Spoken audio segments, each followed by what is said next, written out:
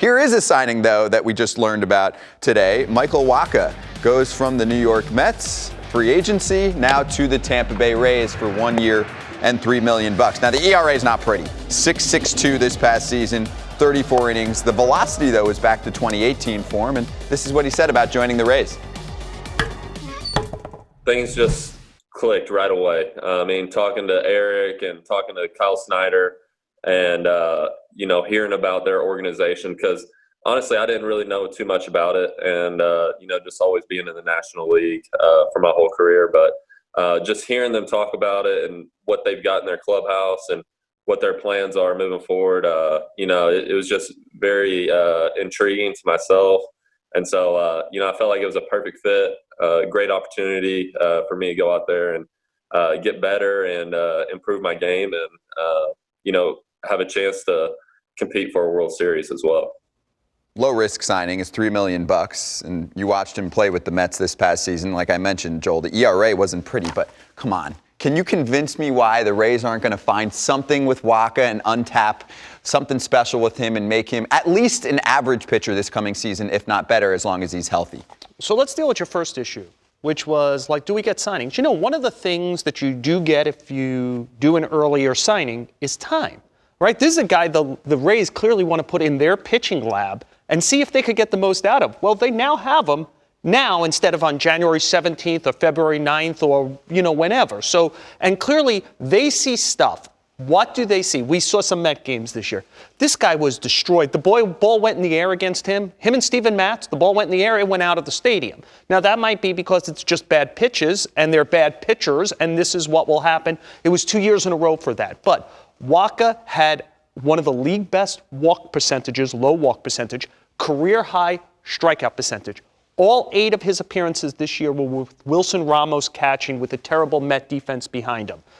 Mike Zunino was just re-signed. We know he wasn't re-signed for the 161 average he has in 2 years with Tampa Bay. He was signed because the Rays think he's a pitcher whisperer, that he steals a lot of strikes with framing, that he knows what fingers to put down, that he knows how to settle down pitchers and build trust. So you start to put that together with what they think is a cutter that is developing into a better third pitch for him over the years. And I think that history would suggest that the Tampa Bay Rays know how to get the best out of this kind of pitcher. And look, they need him. He's going to go into the rotation. I know people are wondering, is he a starter? Is he a reliever? The Tampa Bay Rays, $3 million, that's a starting pitcher for the Tampa Bay Rays. They're not spending $3 million for an opener or a hybrid guy. They need that guy to go every 5 days. And they only do this early if they believe they see something in the tape or the numbers that they can refine. I saw control. I just didn't see command with him. And also, I saw a guy who threw his fastball maybe still too often because his four-seamer got crushed, but the other pitches looked like they were effective for him. Well, he was evolving last year. Yeah. And Jeremy Hefner, the Mets pitching coach, told him, ditch your curveball. It's not an effective pitch for you. Let's go more to the cutter that Joel mentioned. In accompaniment with that, the velocity ticked up a little bit to 93.6 average fastball. That was about where he was in 2018 when he had a good year for the Cardinals. So once the velocity plays up, the changeup's more effective, you see a better combination of tools. The Rays, with Kyle Snyder as a pitching coach, you heard Michael Wacha reference him, they have a way, we know this, of getting the most out of not just guys like Michael Wacha who have pedigree, but guys who don't have pedigree. So they have a lot of work to do, and if they're going to trade Blake Snell, they really have a lot of work to do. But they've got Yarbrough, they've got Wacha, they've got Glasnow, Josh Fleming, some others as well.